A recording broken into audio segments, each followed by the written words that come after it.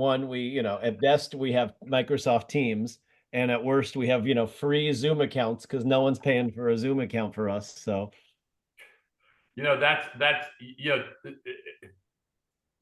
frankly, I suppose Zoom could be indicted for illegal donations if they just said, look, if you're an elected official, here's a free Zoom account. But yeah. So, by the way, I'm enjoying your background too. It's very nice, very nice. Yeah. I wish I was in the Bay. I was going to say it doesn't look a thing like Sacramento. Yeah, exactly. Yeah. I mean, unless the Sacramento Delta Project has just really overshot the mark. Imitation is the highest form of flattery, but I don't think San Francisco would like if we Sacramento built a bridge that looked just like it. Hey, New York built a bridge that looks almost like the one in my hometown. The Brooklyn Bridge that's ever so famous is all they did was do a double wide version of the one they built about 6 years before in Cincinnati, Ohio. Trying to make it less distant. Okay, so I see what we're doing here. I see Dave back there in the corner. Hey, Dave. So, hi. I don't know. Can anybody hear me now? Oh, don't all talk at once. And I see Susan. Yeah, we can hear you all right. It's a little faint, but we can hear you. All right. I'm gonna sit here on top of the table. I'd get a little closer if you could. Yeah. Really? Oh, this is gonna be fun. That's better. Okay. So, I'm gonna try and start the meeting. Why don't we start by introducing ourselves? And I'm gonna start with Linda Marshall, and I'm gonna bring the computer over to her so she can talk into the computer. Now, is this, can I unplug it? Bootleg Zoom. This Okay, is Linda. like, Hi, how are you? Okay, who are you? Oh, well, my name is Linda and I'm a Democrat. I'm From where? from Westchester. Westchester. And are you a member of the Democratic Club? Yeah. Which one? The Westchester Playa Dem Club. Okay, well, welcome. This is your first meeting, right? Yeah. Okay. Okay, Hi, your I'm turn. Judy Citron, and I'm also from Westchester Playa Town Club. And my first in-person meeting. Oh, okay. And I see the remains of pizza, so something's working. And this is David Duncan. Yeah, hi everyone. I'm David, member of the club and co-chair of the Energy Climate Legislative Action Project. Okay, was everybody able to hear that? Barely. I hope so.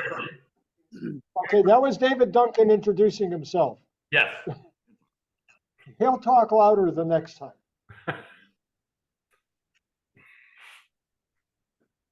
I'm Susan and I'm treasurer of the West LA Dem Club. And where do you live? Palms. Okay, thank you.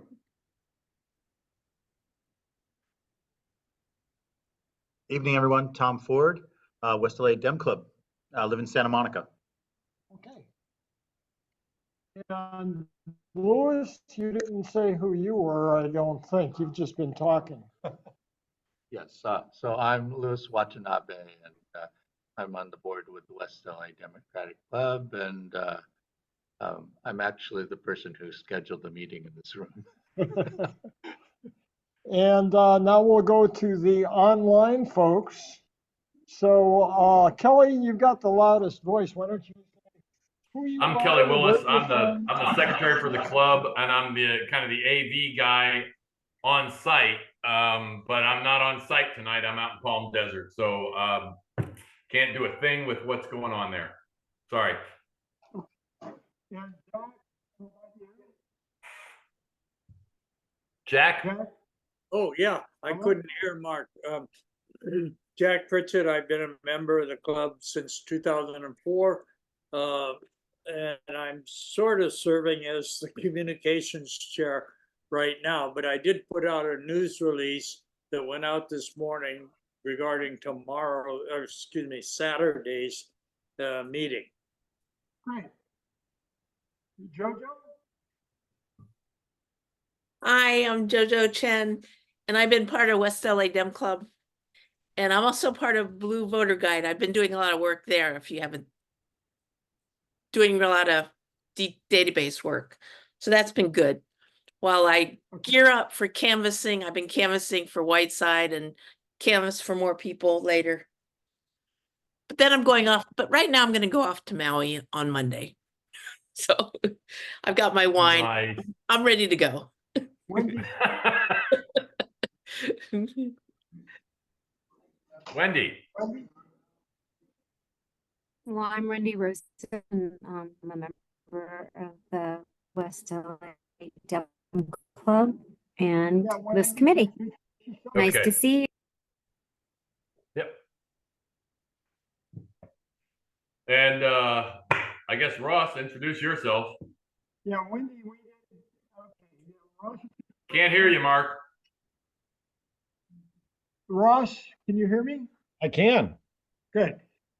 It's your turn and introduce yourself, and why don't you just go right into your remarks? Absolutely. You can hear me all right, Mark? Well, it's not me, it's Louis. He's the furthest away from you. Sounds good. Good. Go ahead. Lewis is giving me the thumbs up, so that's good. It's a good thing I put my glasses on. Now I can see Lewis in the cheap seats. No, thanks so much for having me, everybody. I'm Ross Zellin. I serve as the chief committee consultant for the what we call the Joint Legislative Committee on Climate Change Policies, which I view as probably the worst named committee in all of state government because it's about 7 words just to say the word climate change.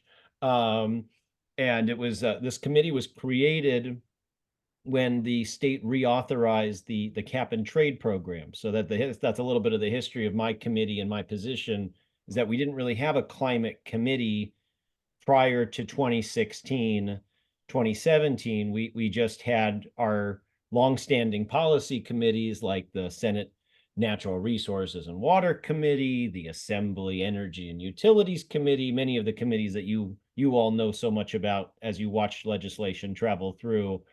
My committee was one that was created out of the legislature's desire to engage more closely with the administration on the state's climate programs and policies. And so it was, a little bit of oversight, a little bit of engagement, a little bit of implementation work, and really we try to do it in a bicameral way. So my committee has 5 assembly members and 5 senators and a good mix of folks from throughout the state. We've got folks from the Central Valley. We've got folks from urban areas. Senator Stern, who's the chair of the committee, and my boss, Senator Allen, who probably represents almost all of you, if not all of you, longtime member of the committee and a close co-conspirator with us. And we've got many great folks from the assembly, including Assembly Member Al Marisucci, a former chair of the committee, who is a real great climate champion, the author of one of the best climate bills that we've done in the last few years, which is Assembly Bill 1279 from a couple of years ago, which the governor signed and which established the state's carbon neutrality initiative. And the goal of not the goal, but the mandate to get to carbon neutrality by 2045. With and basically set everything in motion for the Air Resources Board to do an update to the scoping plan, to do an update to many of their key cornerstone programs like the low carbon fuel standard and the cap and trade program that you're seeing in the news, if you're following the nerd news like my news. And so that's a little bit about the committee and who we are. And then my background, I'm an environmental attorney by training. I started in the Brown administration, working at the Air Resources Board and the California Energy Commission. I know the Los Angeles area very well, born and raised in the San Fernando Valley. Worked at the South Coast Air Quality Management District, worked at some nonprofits in downtown Los Angeles where, good folks who you all probably know, like the Move LA group with Denny Zane and Eli Lippman, and and worked on Measure W, which was LA County Stormwater Initiative a few years ago in 2018. And, so you've got some wonderful champions. Pretty cool that you have somebody, an environmental lawyer who helped write the stormwater ballot initiative and now serves as a city council member in Councilwoman Yaroslavsky. We're all pretty proud to, one of our own environmental lawyer nerds have made it to the top here. And so yeah, very familiar with that, with your community and your area. Yeah, and I really want to use this time to answer questions. I can tell you a little bit about I was gonna just use my time, my remarks, just to frame up a little bit what's going on in the state legislature this month, and also what you're about to see.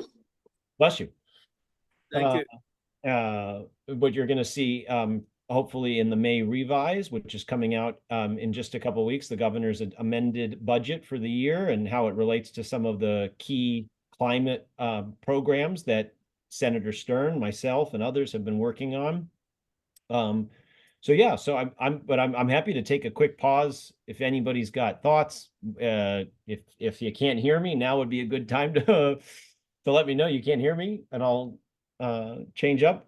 Wendy, I see your hand raised. Well, I'd just like to know, I mean, I just heard you say about the climate bond, and we were hoping that, the struggles would sort of be overcome and there would be some appetite for putting a climate bond through.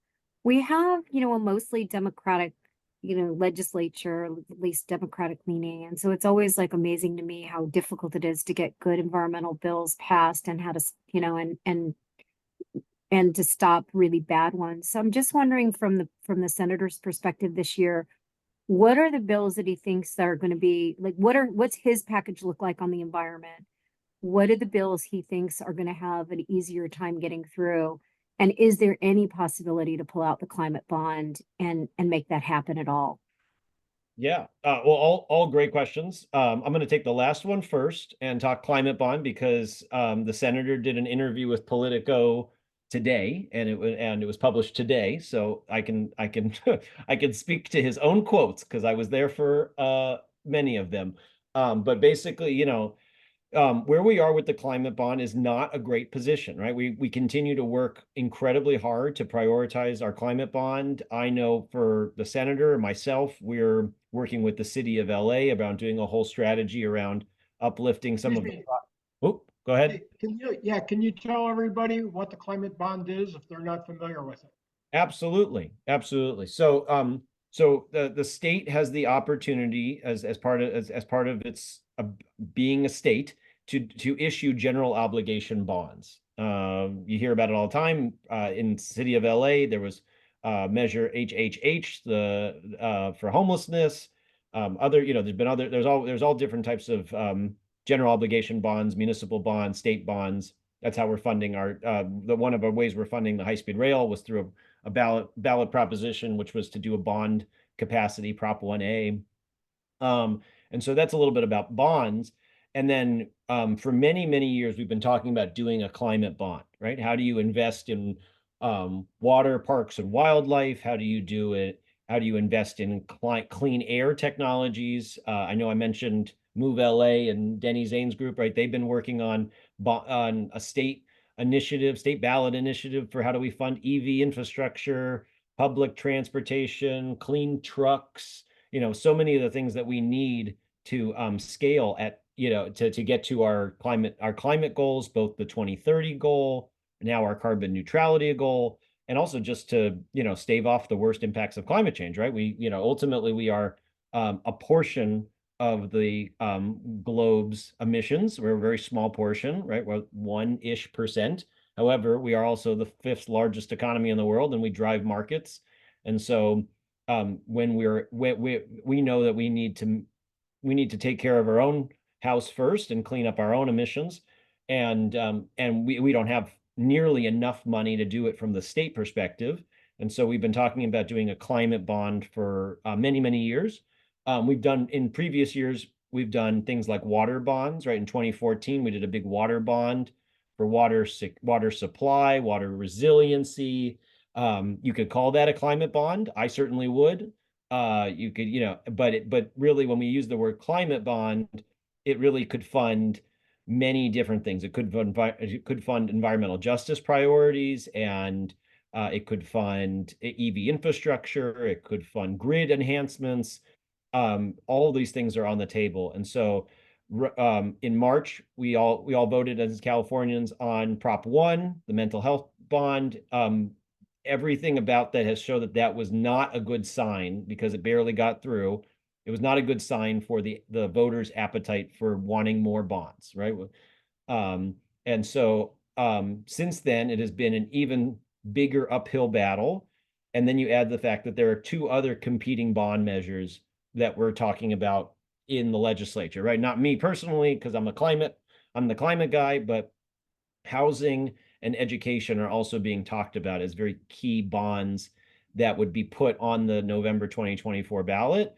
And you've got your municipal and finance experts at the Department of Finance and the governor's office who are all saying, well, we have to be cautious about how much bonding capacity we kind of use up, right? We only want to use a certain amount of bonding capacity, otherwise it could impact our credit rating, it could impact our tax base, because ultimately bonds have to be paid back over time.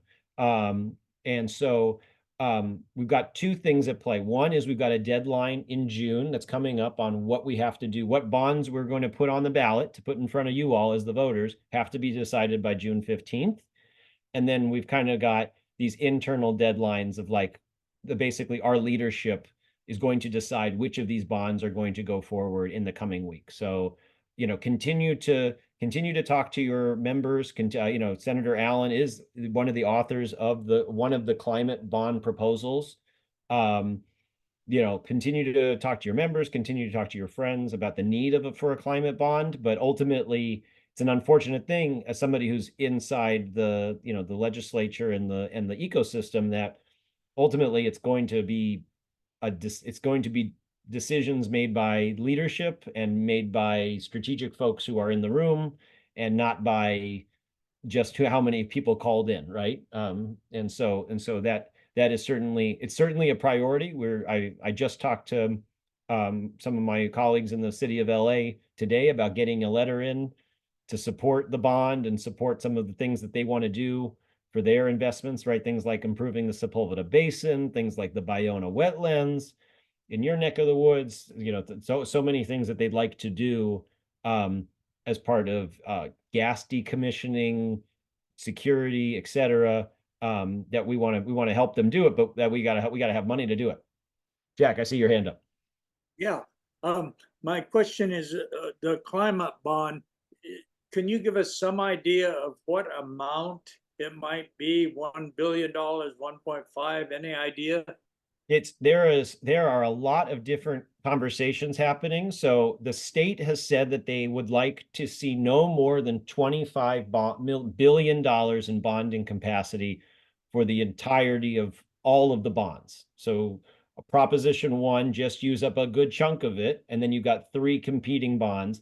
My take is that nobody wants to put the climate bond on the ballot if it's going to raise less than $3 billion, right? $3 billion is kind of the bare minimum that I think people would say that's worth it. Because otherwise I think they'll say, let's save it and let's go for a bigger bond, in 2 years or 4 years. Good, thanks. I think that, the number is going to be, if it all works out, the number they're looking at, right? I believe Senator Allen's bond is 6 and Assembly Member Eduardo Garcia's bond is 11 billion. And those are just proposals, right? And Jack, there's like 12 different proposals within each umbrella because everybody's just got their best idea, right? We've got environmental justice folks putting forth their priorities. We've got clean energy folks putting forth their priorities. We've got wildfire prevention folks putting forth their priorities. And so you've got, the beauty of competition and the beauty of the best minds that work on the space, but there is no one piece of paper that people are walking around saying this is the magic portfolio approach that we're going for, and we're singing from the hillsides. So yeah, so Wendy, so ultimately, to answer your question, more you will find out about the climate bond soon. But I unfortunately don't have like a real update tonight. But it is key. It is the biggest decision that this legislature will make in terms of climate funding this year, because most of what the rest of we're doing with our unfortunate budget situation is trying to salvage climate investments where possible. We just did a big press event and rally yesterday around clean air and protecting clean air. Assemblymember Friedman, Assemblymember Marisucci, many others were there to kind of protect the progress we've made and also try to ensure that we protect the amount of money we can go into these programs. Kelly, I see your hand up. Just a quick one. Staying on the subject of this environmental bond or climate bond, are the purposes specified to any degree in the bond, or is it basically we want this money for climate issues in general, and then there's a big scramble after, and assuming that it passes? That's a great question. The answer is it could go either way, right? We have passed bonds. Still writing it. We've passed bonds in the state before where we have very little prescription, and then we fight about it the next year in the legislature. And then we've passed bonds like Prop 1 in 2014 for water. It said exactly how much money was going to be used for each thing, right? It was, we're going to build this reservoir and it cost $700 million. And that's exactly what they did, right? The pie was already split up at that juncture. So, it just kind of depends on how this speaker and this pro tem, if they choose us, how they want to deal with the political decisions. Do they want it all baked, or do they want to bake it next year? I see a question in the room. This is Mark, and I wondered if you could tell us a little bit about Henry's bills. That's question one.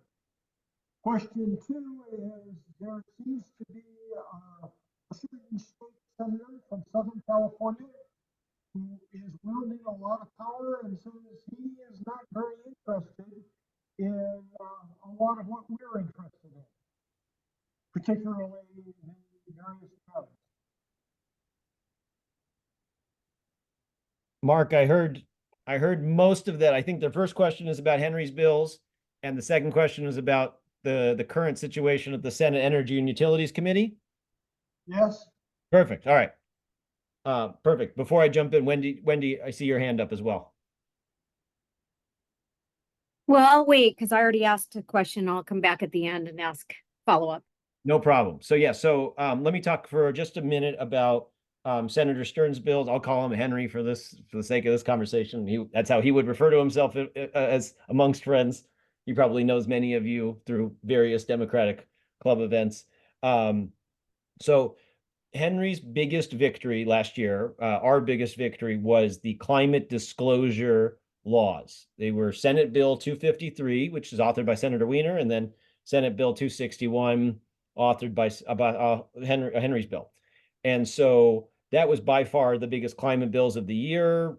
When you think about just actual impact on changing the climate narrative or the climate trajectory, right? It now requires all the largest corporations in the world, anybody over $1 billion a year, now has to disclose their scope 1 through 3 emissions. And the Air Resources Board is going to, do a rulemaking process that's going to basically culminate with rules and guidelines that will kind of serve as, the most robust emissions disclosure regulations in the country, right? Because the Securities and Exchange Commission in DC already took out scope 3, and now they've already voluntarily paused their own implementation because they've been sued over it. So the reason I bring that up is because a lot of what Henry and Senator Wiener have spent their time on this year is making sure that program gets funded. So we've spent less time on introducing big bills and more time on trying to help the Air Board, the governor's office, the Department of Insurance, the Secretary of State, everybody who has a kind of role to play in corporate climate, just transparency and disclosure, understand what we were intending to do, because ultimately the agencies are all busy implementing their own bills, their own work, and they don't have as much time to think about what we actually mean in our legislation until it lands on their lap, right? Until the governor signs it, it's all hypotheticals. And so since October, since the governor signed SB 253 and 261, these agencies have only begun thinking about how to implement it, and how they implement it is really going to matter, whether it's a success, whether it adds more confusion to a global patchwork of requirements, whether it is viewed as the cornerstone of, how investors are making great decisions for our climate future. So it really has there's with the old phrase, the devil's in the details, is no more true than right here. And so definitely been focused on implementation of those two bills. That being said, Senator Stern has a robust climate and energy environmental package this year. I'll talk about a couple of them. I know that many of you care a lot about SoCalGas and the impact it has in your community, Ballona, the storage facility in the Ballona wetlands, and in Playa Vista. And so one of the biggest bills that we're running this year is Senate Bill 1301, which is a bill to demand from the gas corporations, SoCalGas included, that they provide better data about their pipeline infrastructure. And then with that data, they're going to spend some money to do this data. They're going to have to do kind of a quantification analysis of where their oldest parts of their system is, what are the most expensive to upkeep, where are environmental sensitivity and issues. And, the Public Utilities Commission already requires some of what we're asking, but SoCalGas and others are dragging their feet mightily. And so we're putting this bill out there to really reinforce that we are going to decommission our gas system over time. It's going to take a long time. No one's saying it's going to be overnight, but we have to make wise decisions, and the public should not be paying for SoCalGas or others to upkeep their, very important, they're very old lines. It's very important to have safety and reliability, but ratepayers should not be paying for an old line that is only serving a couple customers in a rural area or whatnot. That's where we should be making targeted investments in electrification and other solutions so that we can, one, reduce the impact of gas and methane leaks and other things like that, and then also save regular folks money, because it's a very expensive process to upkeep and do the operations and maintenance. So Senate Bill 1301 is very connected to another bill. I heard somebody earlier talk about Senator Dave Min in Orange County. Dave Min is running a bill, SB 1221, of which we are, very involved with him on. That is a very large kind of neighborhood decarbonization bill. He's run this bill now twice with, the environmental justice community, environmental advocates. It's a very ambitious bill. We are working very closely with him. I think our view is that SB 1301 is a companion or the little brother to his bill. But sometimes the little brother is the one that makes it to the end of the race. Sometimes the little brother can dodge big opportunities where it can get killed or sidelined, and it can kind of sneak under the radar and get to the governor's desk and really hold the gas corporations accountable. So, 1301 is something I really wanted to talk to you all about, because it's a very important piece of the puzzle. One of the other bills that we're working on is SB 305. This is a bill that we introduced last year, but it's very along the same lines. It's as part of the Aliso Canyon well leak, the well failure. The Public Utilities Commission has administered billions in fines, right? But the biggest one to LA County at SoCalGas was fined $1.8 billion for the health impacts and the harms to the folks in the Porter Ranch and surrounding communities. As part of the finalization of that settlement, just last year, the Public Utilities Commission administered a $71 million fine against against SoCalGas, and then gave the money to the legislature. So the legislature has $71 million to spend on public health, on building decarbonization, on clean energy. And so Senator Stern, Assemblymember Pilar Schiavo, many other folks who are in the Southern California area, we're all working together on kind of this working group of how do we want to spend the money to do equitable building decarbonization, to help restaurants, small mom and pop restaurants and other kind of entities do the transition, get gas out of their homes, get gas out of their restaurants, get gas out of their industrial facilities, and move towards electrification. So that's certainly, a huge issue, and one that obviously has a huge impact on Los Angeles, because as we're trying to work with our folks in LA County, City of LA, the Clean Power Alliance. Some of you might live in Santa Monica or other places that have the community choice aggregator, the Clean Power Alliance. We're trying to work together to how do we leverage those $71 million against all these other programs, including the Inflation Reduction Act, including what the city is doing, what Southern California Edison is doing, what LA Department of Water and Power is doing. We're trying to make sure that $71 million, when we look back on it, is actually more like $250 million of kind of staggered or layered investments, right? We're trying to turn $1 into more than $1. So that's one of our big pushes for this year, really trying to land that deal and get those dollars flowing to impacted communities throughout Southern California, right? It's not just limited to the areas around Aliso Canyon, but we're certainly going to try to prioritize, communities that were impacted most, and that will go to an agency to administer the program, and so they, we'll probably direct them to say, okay, based on geography, you should give priority points, but that doesn't necessarily mean that folks in Southeast Los Angeles who also deal with other environmental injustices and burdens won't be able to receive the money. They'll just have to have a better application than somebody in Pacoima or Northridge or whatever. And the nice thing is that's for the administering entity to deal with. That that'll be their problem. That's the nice thing about being in the legislature. All you can do is just write the best bill you can and give as much clear guidance, and then we hand it off to the executive branch. So yeah, I see some hands up. I'll take a pause. Questions? I'll jump in because I got my hand up. I'm a strong supporter. First, Aliso Canyon was a disaster, and everybody up there deserves anything we can give them to offset the negatives that have occurred, not just in the short term, but in the long term. Nobody's going to want to buy properties up there as long as that thing is running. My one concern with the degasification at the residential level or at the business and the new towers and everything is that as a result of that, we kind of end up with all our eggs in one basket, the electric infrastructure. I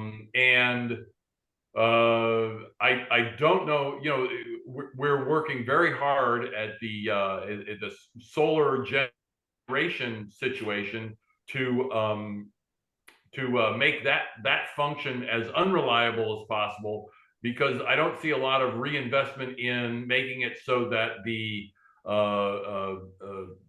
infrastructure there to feed back from the solar panels on the rooftops and stuff back into local wire systems is actually being improved. As far as I can tell, mostly the electric companies, whether it's Edison private or DWP public, are working real hard to kind of dial that back. If we're going to have everybody on gas, when the transmission lines go down and we can't get any power coming into Southern California, what do we do?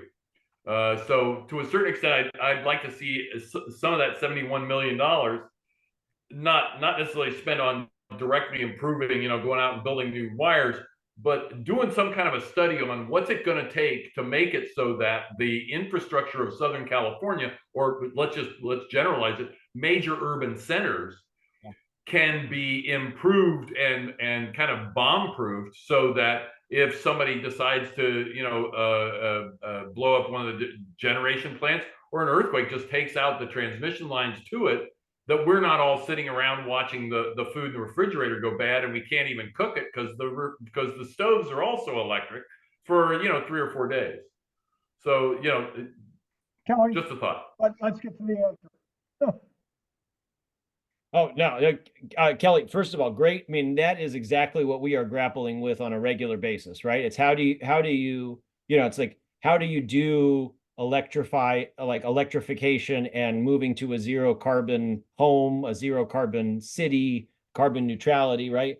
Because gas is about 25+% of our overall emissions portfolio. There's more gas appliances in California homes than in any other state in the country.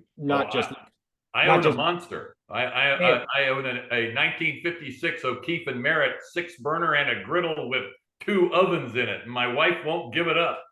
So yeah, and that's go ahead. Sorry. No, that's just fine. Just want to keep it moving. Yeah. Ready? I'll just let you know, we're scheduled to finish at 8:30.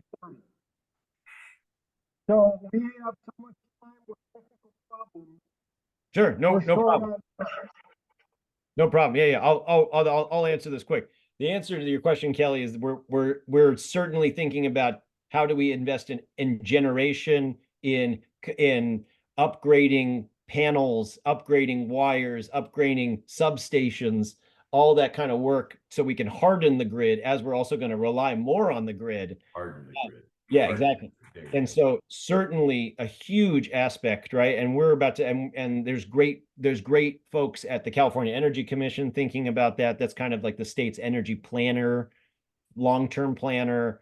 They do integrated energy policy reports, and they do studies. And NREL, which is a national lab, did a great study for LA, the LA 100 study a couple of years ago, and that's kind of got much of what you're thinking, right? It's like how much investments is LADWP really going to make to turn 4 million people, most of whom have gas, into an all-electric city?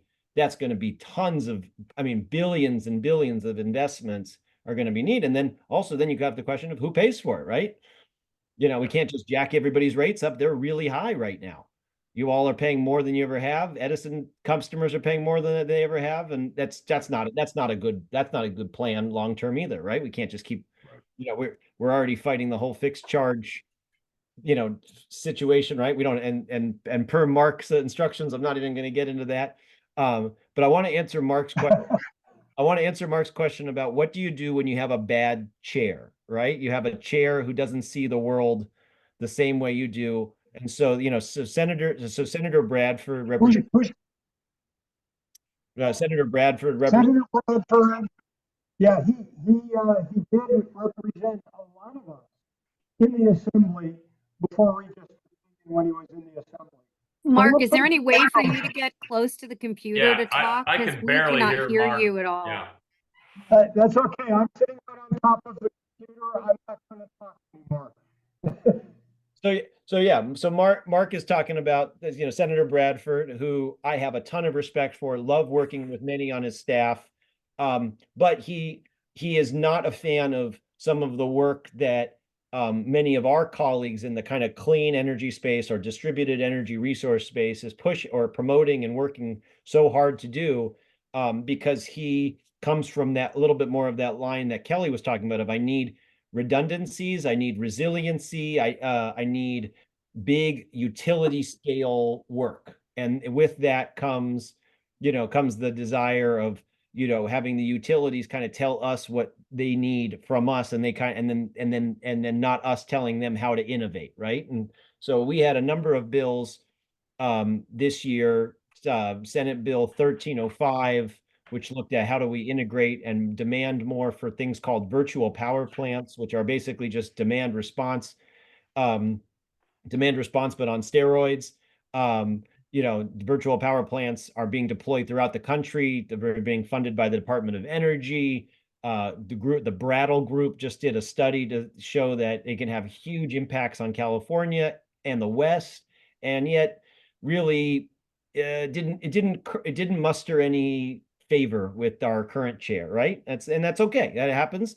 You know, but I think one of the things that that Mark and I, when we were talking about how to frame this up in this conversation, is that, you know, as there will be times over the coming years where you'll want to run things, but you'll run into a chair that's an issue.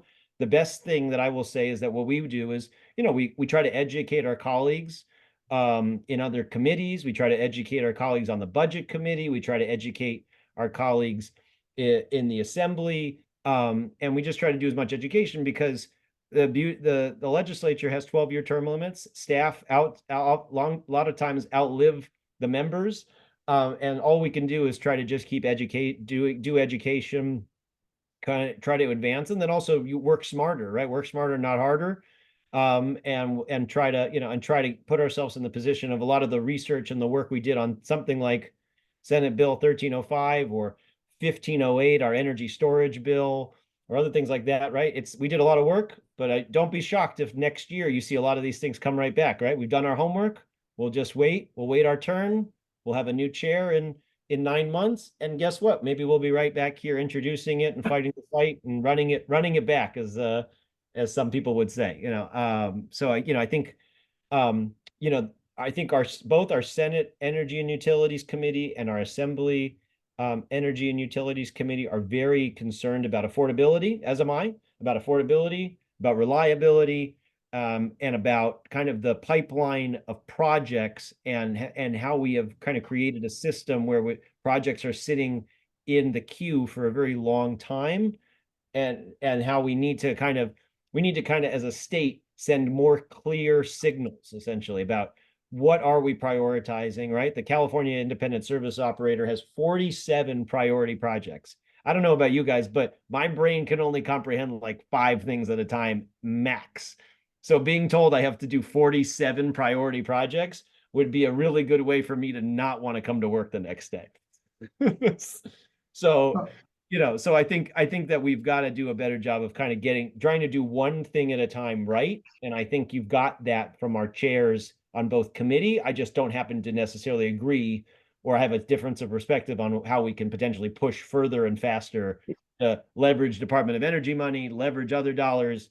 But that's the beauty of working in a legislative body, is that you're one of 120. So go for it, my friend.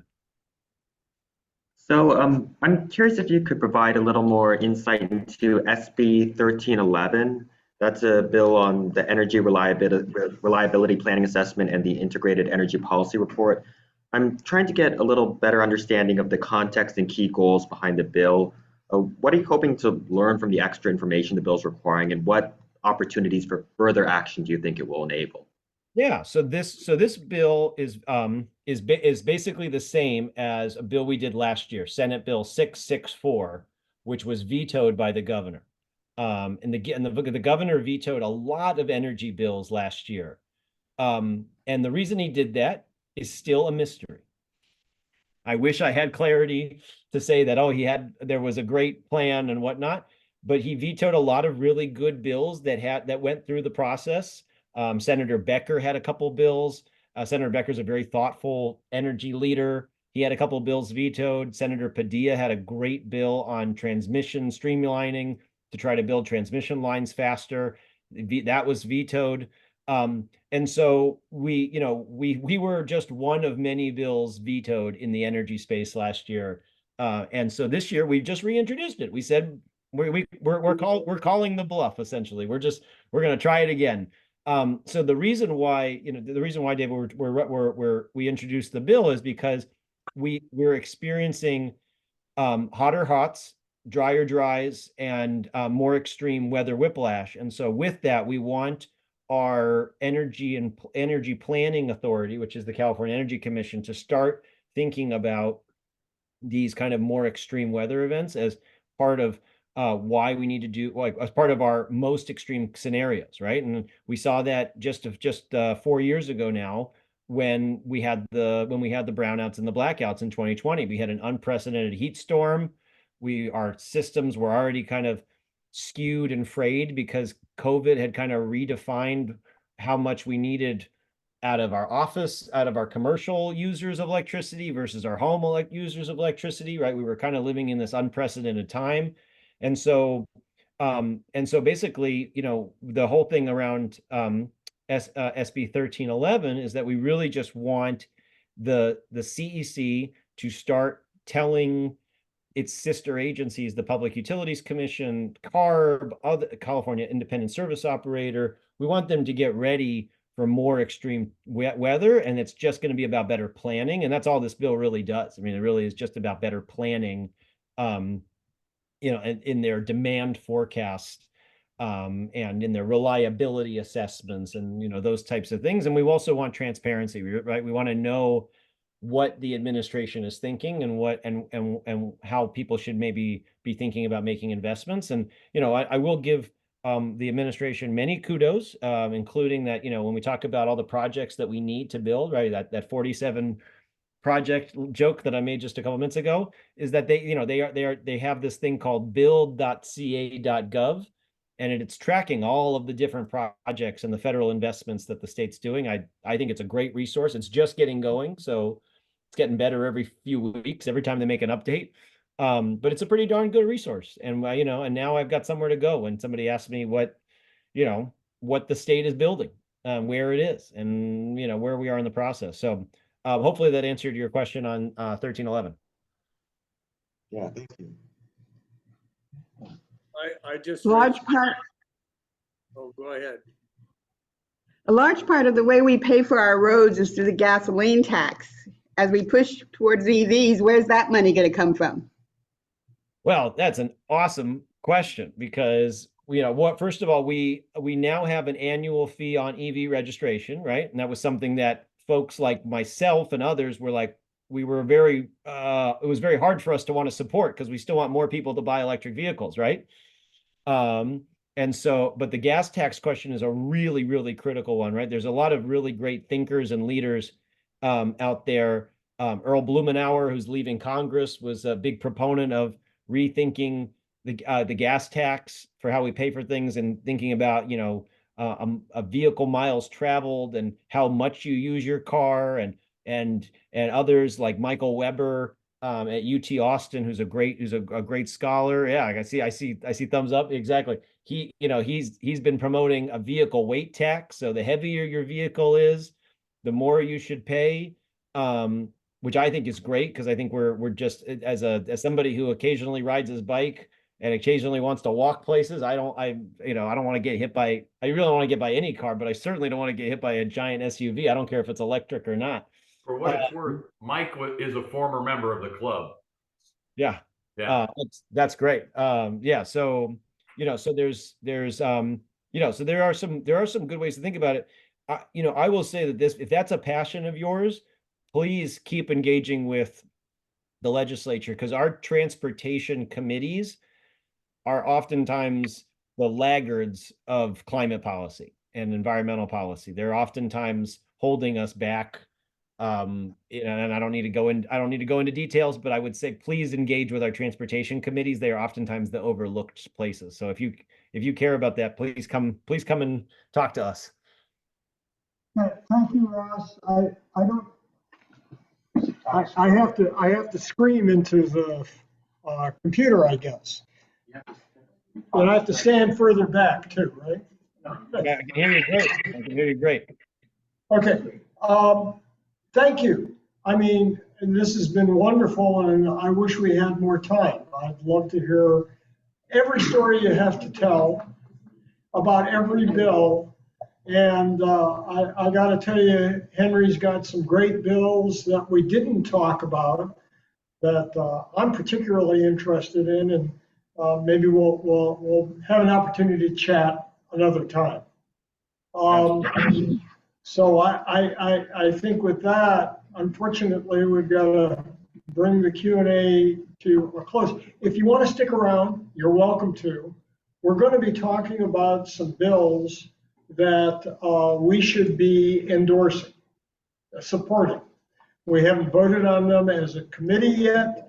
So these are recommended bills that we're going to talk about and hopefully get everybody voting on. Great. That's Well, it.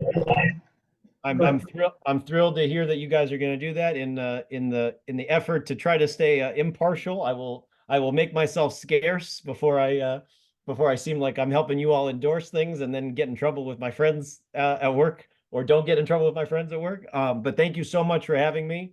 Thank Jack, you so much for coming. Yeah, Jack, I see your hand's up. I'm happy to. Yeah, I just had one question. I used to be in public relations, and I'm wondering, the legislators and Governor Newsom, are there particular people or writers or organizations that they're liable to listen to, or that they're most aware of? Yeah, Jack, why don't I put my email in the chat, and then you and I can talk offline about that, because I think that's a really important aspect. But yeah, the answer is there are some people. But yeah, you and I can connect offline. Good, good. And I'll put my info in the chat here. So thank you all for having me. Have a good rest of your meeting, and I hope to talk to you all soon. Thank you so much. Thanks again. Thanks a lot, Ross. Appreciate it. Good job.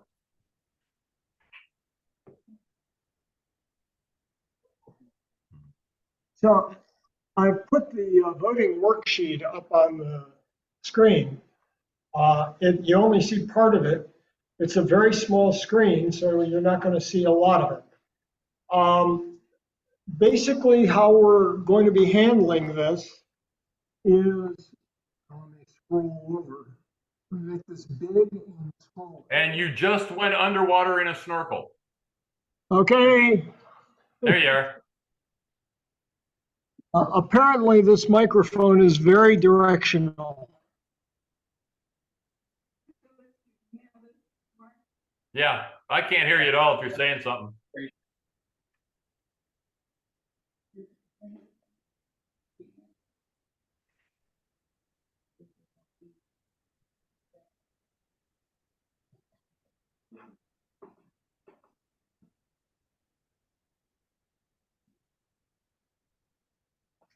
Okay, so there's a few of us that have voted. You can see how we've done it. We've added our initials to a column. So Jack, Dave, me have voted. Where it says second member initials, somebody grab that, put their initials in, and then just go down the list and put in your rating. Your rating can be from 5, which is something that, as far as you're concerned, absolutely has to pass, to -5, which, as far as you're concerned, is something that absolutely should never pass, should never have been introduced. So we'll average those out. Anything 2.5 and below, or -2.5 or below, we're going to ignore. Everything that's over 2.5, we're going to rank from, in order. And those that are at the top will get added to the list of the bills that we support. We're asking for everybody to vote by end of day tomorrow. So we need to let our assembly members know that we're supporting these bills, and they can tell their colleagues that we're supporting this bill, along with all the other people that support their bills. So it's actually pretty important to get to weigh in on these bills. We have not much time left in the assembly to weigh in, but then we'll have the rest of the summer until, I think, August to weigh in on the bills that move over to the Senate. Are there any questions about the individual bills that are on the list? I will endeavor to manipulate the list and put them up on the screen. Could you put the link? No, you've got the link up. Could you put the link? What are you asking, John? Could you put the link for this up in the chat? The link is actually, it's been distributed, Yeah. and if you open your agenda, it's on there. I will Okay. Yeah. Yeah. Okay. All right. I'm looking at it now on my phone, which is a terrible place to do this, but yeah, I see what you're talking about. Yeah. Okay. Got it. Okay. Yep. So anybody with a question about a particular bill or what we're supposed to be doing here? Okay. That is. Don't everybody speak at once. Just because just to do it, I'll take the 7th member initials. I'll take that 7 and I'll use that tomorrow or tonight. That's fine. Okay. That's fine. And JC is me.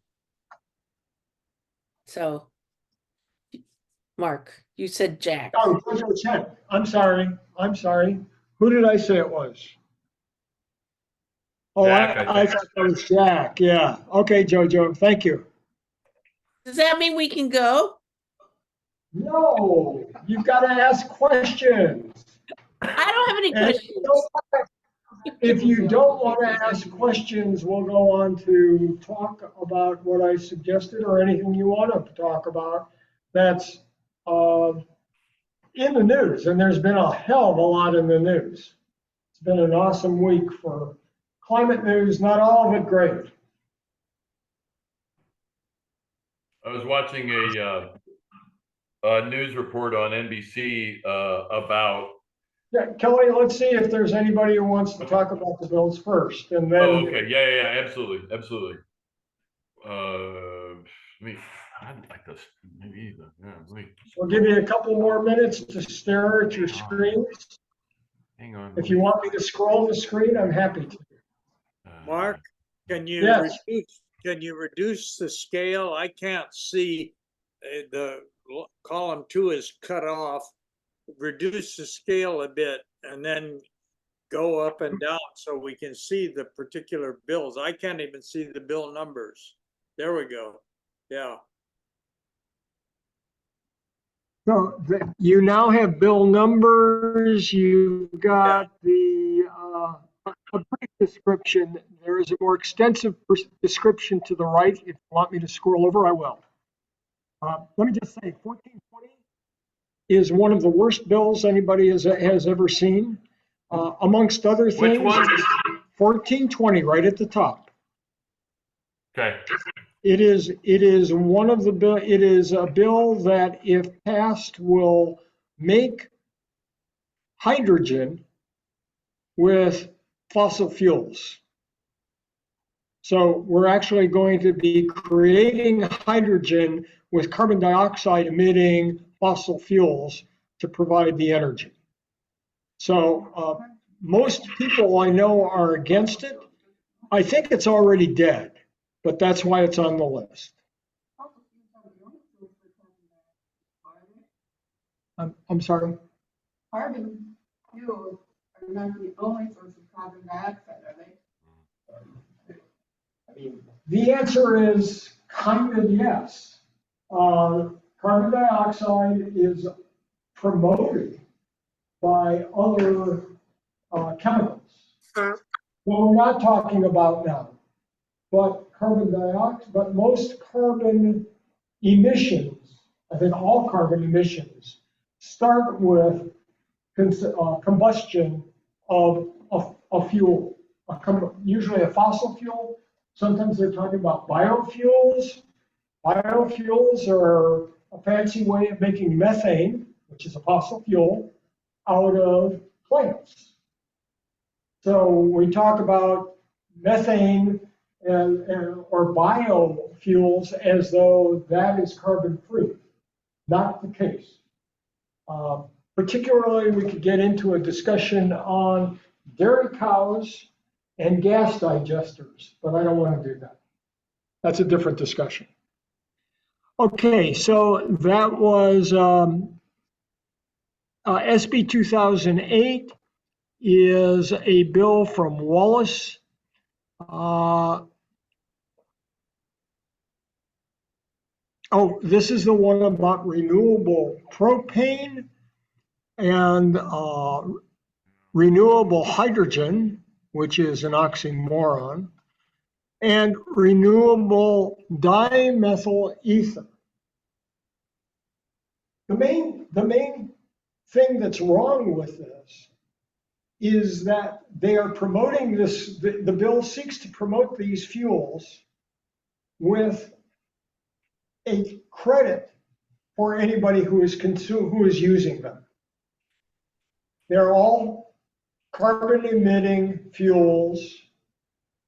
They are fuels widely used in rural California already.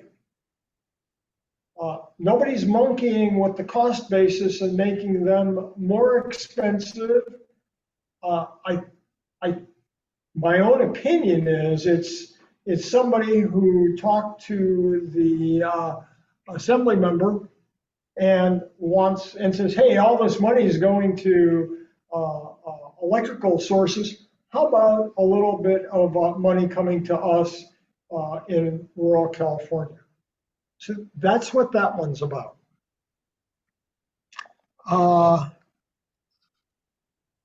Let's see. Oh, the transmission lines. So this one is kind of weird. We actually recommended this last month. After looking at it more closely, we realized that 18 months, which is what it prescribes as how long you've got to consider a transmission line, is already California law. In looking at the bill further, we couldn't really find anything good about it. There were some things about the bill that made us think that it was going to be, the text was going to be replaced by new text. That hasn't happened yet that I'm aware of. But we're all kind of worried what's going to come if we don't know what's in that bill. So as a result, we said, let's not continue to support it. And we'd like your endorsement to not continue to support it. And for some reason, because I'm on the wrong screen.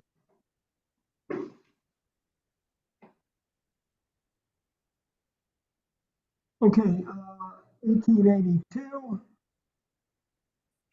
Oh, I think I skipped. No. This is a state decarbonization plan. Decarbonizing buildings, and by the way, decarbonization typically applies as a term only to buildings. I don't know why. But decarbonization is going to be really expensive for everybody who wants to do it. This bill encourages the state to come up with a plan for financing, for how are we going to actually decarbonize buildings when it comes time to do that, and the time is approaching. 2008 is Rick Zabur's bill. Many of you know Rick. It basically says we've got to invest in California ports. And the reason we have to do that is we cannot build offshore wind facilities without improving our ports and enabling them to support the whole offshore wind effort. If you believe that offshore wind is important and is required for California, then you have to support this bill, because otherwise offshore wind cannot happen. That's the one side of it. The other side of it, of course, is what Ross was talking about. It's really going to be hard to get any bond measures passed, and this is a bond measure. So if you want to support this bill, it's going to require a lot of effort. Maybe you want to spend your time and effort on other bills and working on those instead. That's the two sides of that one. SB 1006 is Padilla's bill on transmission capacity. We talked about this bill last month. Last month, it was a bill that said, let's study the idea. And my perspective was, we've studied this idea to death of improving transmission lines. Why do we need to continue to study it? Let's just do it. It turns out that Padilla amended the bill, and it now says, let's just do it. Basically, by requiring generators and people who manage transmission lines to come up with a plan for implementing better transmission lines that will have higher capacity. So that's exactly what we want here. This is the idea that we don't need new rights of way. We don't need new construction. All we need is new wires on the existing towers. So let's get that done, and we can increase our transmission capacity by 50%. That's a big, big deal at this point.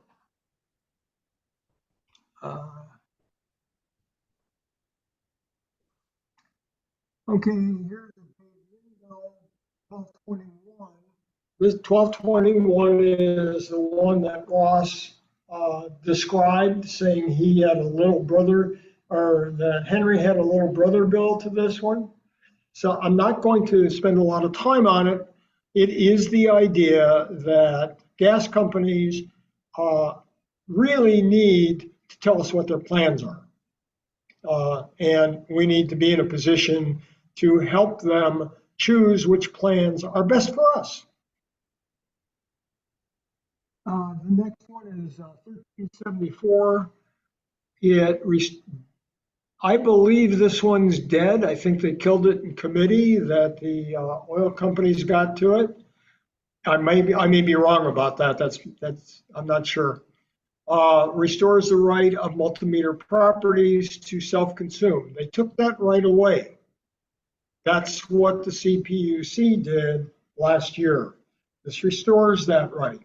If you have an apartment building with 10 units, 20 units, 30 units, you can install a single meter, and then everybody consumes their electricity behind the meter. That's what it's called, on the other side of the meter.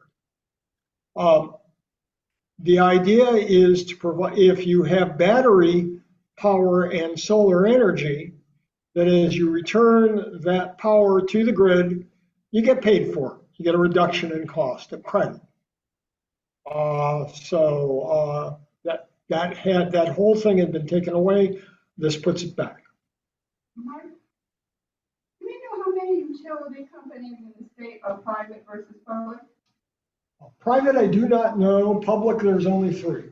Really? Yep.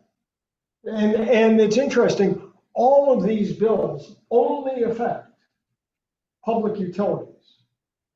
Well, yeah. So that's PG&E is one, and they're the monster. They're the monster of the country. And they're a public utility. Pardon? And they're a public utility? They are a public utility. They're in Northern California, based in Oakland.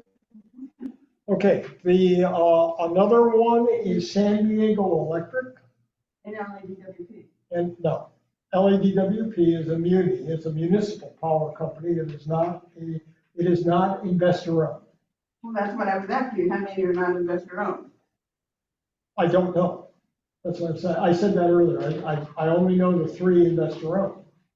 Oh, there's like 50 utility companies or something in California. Yeah. So So so we have San Diego Gas and Electric, and who am I forgetting? Southern California Electric, SCE. So those are your three publicly owned utility companies. None of this applies to Because they're investor-owned. private Well, the others are companies or investor-owned also, municipal. aren't they? Pardon? Aren't the others investor-owned? You'd have to see the list of all the utility companies to know, right? Yeah, there's only three that are investor owned. All the others are not owned by investors. And the Public Utility Commission has no right to govern them and tell them what they can and can't do. The state legislature has some wiggle room on that, but in general, we're talking about public utilities.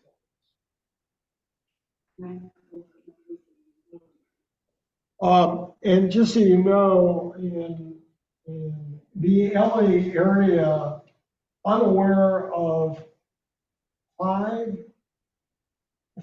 something like five municipally owned power companies just in LA County. They're like LADWP is the monster. It is, these are all municipally owned by individual cities.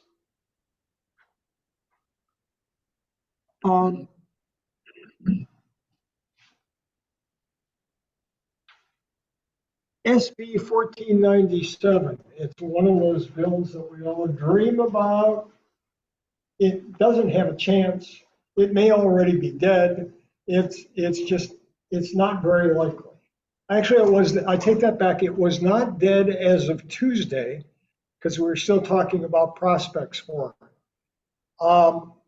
Bottom line is it would require oil companies around the world that have a product that they have sold in California. And if that product has placed an economic burden on the state, this bill would give the state to recover from the oil companies that sold the product in the first place, some of the money we have to spend to clean up after them. As I said, it's what we ought to have been doing all along, but trying to get this, I mean, we're talking about international law. I don't see a big prospect for this, but it is a great bill. Henry's Bill 795, we were talking about decarbonization, and I think, was this the one that Ross was talking about? I don't remember the number he was discussing. But 795 is important to me. I'll just say it that way.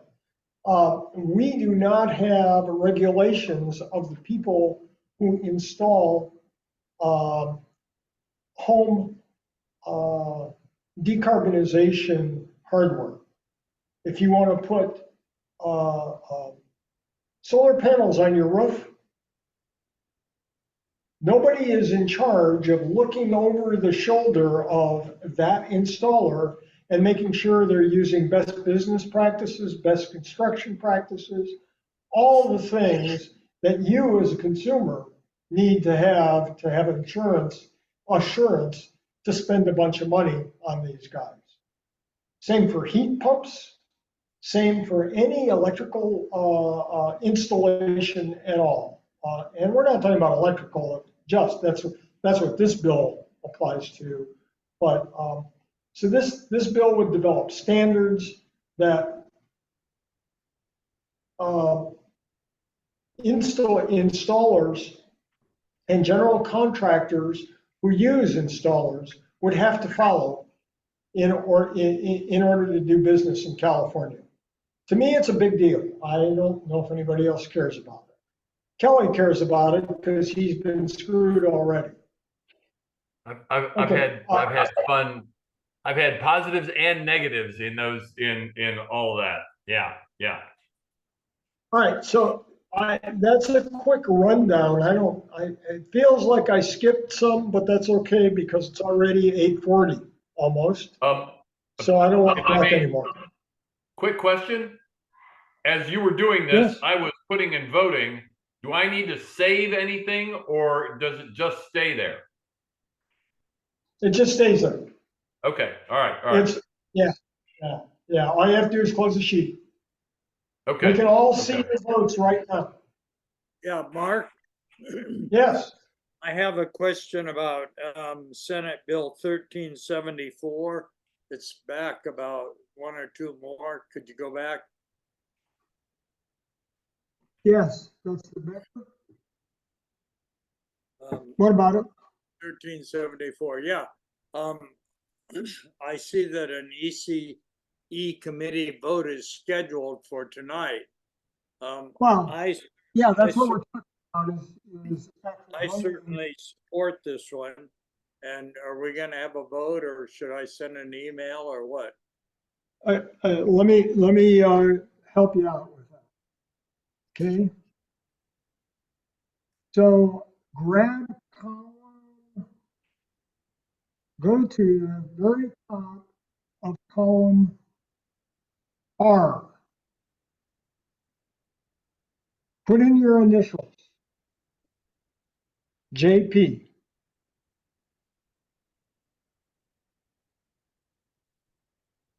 Are you able to do that? Do you have it open on your computer? Me? Yes, you. If you I don't guess. have it open, if you don't have it open, then just listen. But if you have it open, just go ahead and put in your initials where it says second member initials. Okay, I've got my cursor there, but I'm not able to. Okay, Okay, you have to open it on your computer. If you're looking at it on my computer as I've shared my screen, you can't change it. okay. Okay. Now, you just scroll down to the bill that you care about and record your priority from 5, which is the most important, to -5, which is something you want to actively oppose. And that's all there is to it. You don't have to save anything when you're done. Your vote is recorded. If you have any other question on that, give me a call and I'm happy to answer. Anybody else with a question on the process or the individual bills?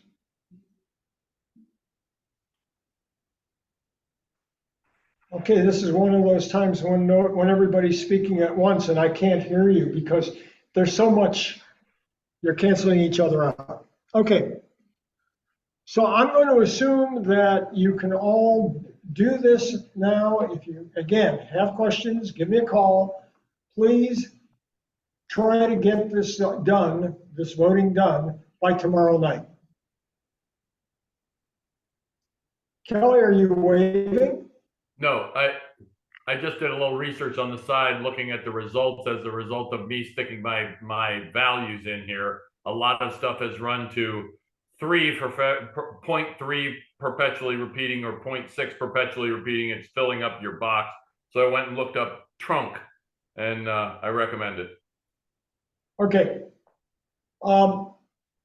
So that's where we're at. I don't have any more to talk about on this subject. Dave and Wendy are also involved in this project and helping to correlate the votes and get it all together. So if you have questions, you can talk to them as well. Cool. It is. Somebody had a question? No. Okay. It's 8:40. We can stop. If you want to talk about anything related to the environment, now's a good time to bring it up. It's open discussion time. I had suggested that we talk about California actually supplying a whole bunch of its power from renewable resources in the first 4 months of the year. I mean, they've set records on how much of the actual power consumed has been created with solar, wind, nuclear. Nuclear is in the mix, geothermal, but not with fossil fuels. It's really a remarkable story. If you're just looking for stories, of course, we've got to make that story even bigger and bigger. Kelly. Kelly, did you want to? The someplace in an article I was looking at the other day, and I'll be damned if I can find it, but I could probably get back to it because I remember the chart. They were talking about a thing called a duck curve, D-U-C-K, and it's only called that because it kind of looks like a duck, tail end slumping back, and then a neck that sticks up at the other end. And this was the actual usage curve of the solar generated power. And the problem was the problem that it was being used to explain was that while the normal amount of usage, the normal usage curve for power in the state of California is a lot of it in the morning, and then not so much during the day, and then a lot of it late in the afternoon and into the evening. The problem is the part of that there's not a lot of usage happens to be when there's an awful lot of sun. So you end up with a huge amount of solar generated energy that apparently is just being dumped. It can't get used. We don't have storage, and we don't have transmission to get it to other states, north or east. So this is one of the reasons why I keep going back to, as much as we want to be solar, have it all generated by solar by a certain particular date, we have the transmission and or storage issue that we need to deal with, so that we don't have to be, running it in the evening off of coal. Yeah, let me try and respond. And I know this is a question that Susan also has, because she emailed me about it. There was a story in the LA Times about it. There was a story in the Washington Post about it. Might have been the Post. I have to say that I thought both of the stories that I read were a little bit light on the information side and heavy on the, oh, this is a real big problem side. First of all, it's not a new problem. This has been anticipated since we started talking about renewable energy. We knew that we would be creating a lot of energy at 12 noon when nobody wants to use it. So what do we do with that? And that's the real problem, and that's where we've got to go to fix this, is we need more storage. That's part one. Before we add more power generators though? No, what we need is more batteries.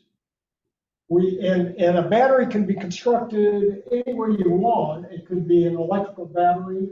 It can be a physical battery where you pump water uphill with the excess energy and then run it down through a turbine. But there's lots of ways of storing that energy that you've created. If you don't have a way to store it, then Kelly is absolutely right. Somebody flips the switch and says, we don't want this. They turn off that power source, that generator. It doesn't go into the grid. It is what's called curtailed. That's the term they use for when they dump the power and don't use it. It's curtailed. Whenever you curtail power, that means you have excess capacity. Excess capacity means you're paying for something or have already paid for something that you're not using. This is not cool, and I think, it's no surprise that we are running into this. The good news is that battery storage is coming online. We are storing a lot of power. If I remember the numbers correctly, last year, 1,500 megawatts or gigawatts, I don't remember, probably gigawatts, of new power came online, and 1,000 gigawatts of power storage came online. Not enough to keep up, but a big number, a really big number. Then I was frankly pretty surprised by how much storage actually came online last year. So it's a real problem, Kelly, and it has to be addressed. Jack's got a question. Who? Jack. Jack, go ahead and ask.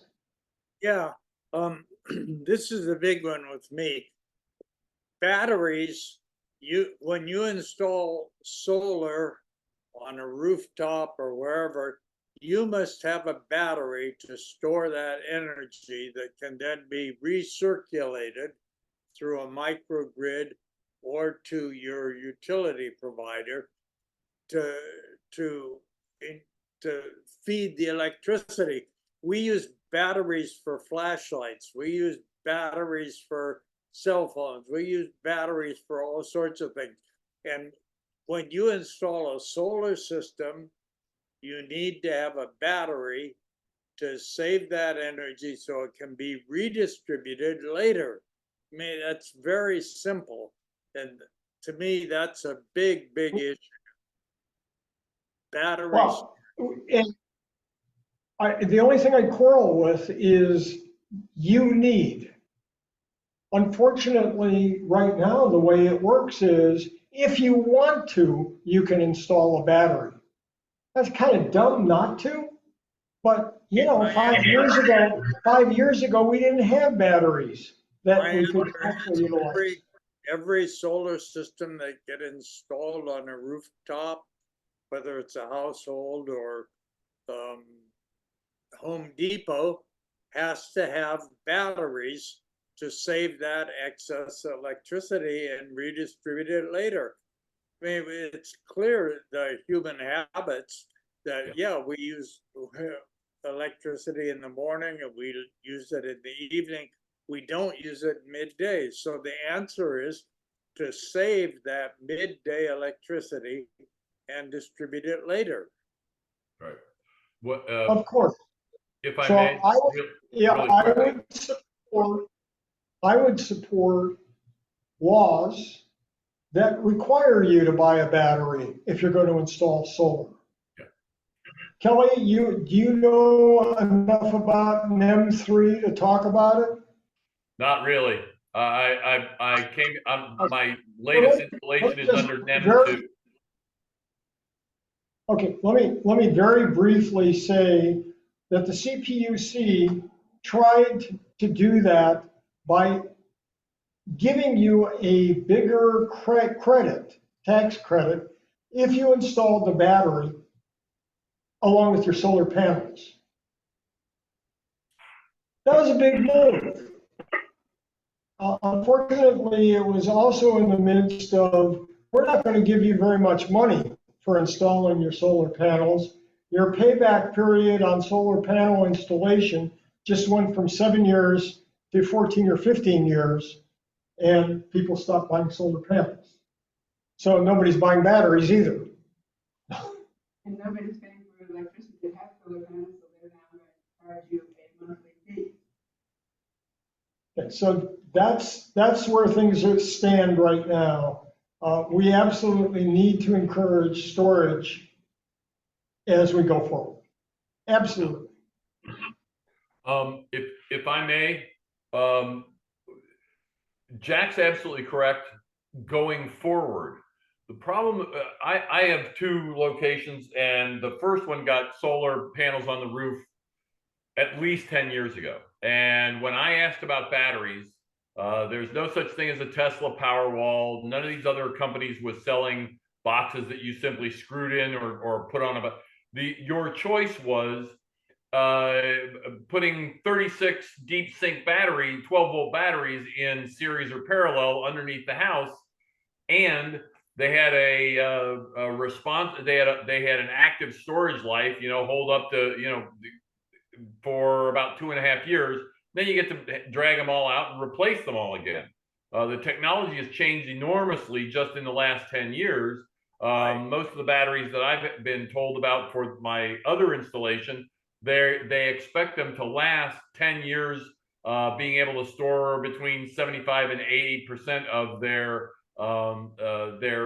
charge that goes into them. Maybe some of what needs to be done is some money or encouragement to go back and retrofit batteries, some governmental encouragement to the people who already own solar roof situations. Because right now I'm told that I would have to have the inverter taken out, reconfigured, and a whole different electrical in addition, hook up to the solar panels on the roof in order to put a battery on the thing. And I don't really know why. And frankly, because it's not a high profit situation installing batteries right now, I've had 4 contractors just say, yeah, we'll put you on a list for later, and never heard from them again. Okay, I'm just observing at this point that we pretty much lost our audience. Okay. So I think it's time to bring this to an end. Thank you for attending. Our next meeting is in the agenda. It is, I believe, the 4th week of May. May has 5 Thursdays in it. So this is the 4th one. Pardon? I think your agenda is May 24th. Okay, I don't recall, but so that'll be the next one. I hope you enjoyed this one. May 23rd. May 23rd, okay. Yeah. I really enjoyed what Ross was talking about. I don't know how it struck you, but it's pretty interesting the way the legislature works. Yeah. Anything else before we all sign off? No, thank you for jamming through and not just throwing in the towel on technology. I appreciate it. I'm sorry I wasn't there to help at all. Yeah, it's all, I want everybody to realize that our problem this evening was, there he is, the guy with his finger at us, it's all his fault. Thank you, Kelly. We'll endeavor to solve these problems next month. I'm leaving now. And you're right, we didn't talk at all, really, or we didn't talk much about Saturday's event. I hope you're all coming. Is there anybody who has questions about Saturday's event before we shut this down? Jack wrote the press release, so he knows everything. Louis got it up on Facebook, so he knows a lot. I've been in the middle of it. I don't want to talk about what I've been doing. It was a good meeting, and I really like the talk by Ross. Yeah. I mean, he filled me in a lot on what's going on up there in Sacramento. Yeah. So his boss is one of the superstars of the legislature. Yeah. They just don't come any better than Henry Stern. And I'm going to be really sorry when Henry terms out in another couple of years. As Ben Allen is terming out in a couple of years. So we have some consequential replacements tonight. All right. I'm out of here. I'll see you guys. Bye. Bye-bye.